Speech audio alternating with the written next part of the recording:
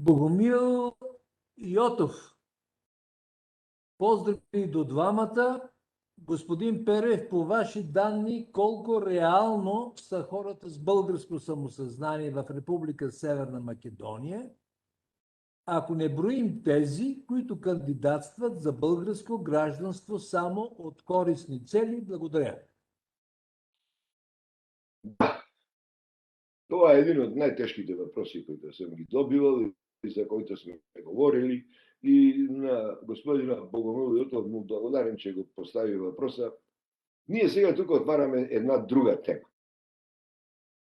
Значи, некъде в моите първи години, когато идвах в София и така, слушах семейни и политически приказки, че е имало помирение, България вече не е имало проблеми между протогеровисти и михайловисти.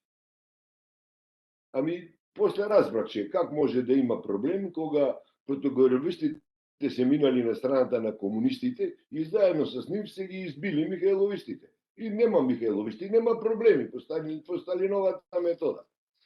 В Македония сега има друг проблем. В Македония не е имало в Македония протогеровисти.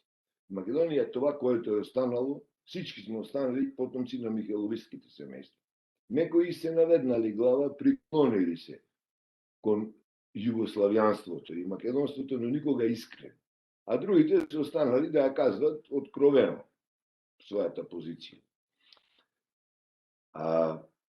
Аз мислим обективно, че в Македония има може повече от 50-60 хиляди души, кои абсолютно имаат комплетна свест за своя български произход и етнико, и кои може би са и 100 хиляди.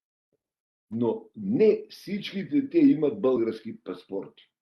Напротив, български паспорти имат повечето и први се добили тие, които са искали да използват нещо и да си заминат. Но и аз лично мислям, това е моето скромно мнение, че българската държава не е погрешила, що е дала паспортите и на онези мошеници, кои говорят с презири срещу нея. Македонците имат обичай да лажат, навикнати се в дългото робство, което са го живеели, навикнали се, че лъжата е спас, да оцелееш. А когато ги лажат другите, вие мислите, че другите им веруват? Не, другият от противната страна знае, че слуша лъжи, но казва, добре, покорил си се, приел си, айде ще ти дадем служба. Знам, че не си наш. Нема да те правиме генерал, но ще бъдеш капитан, да кажем. И македонците лажат и едните, които искат паспорти и говорят за своето българско величие на семейството, на своите предци и така натамо, но лажат и некои, кои казват, че не са българи, а са българи по същност, в корен.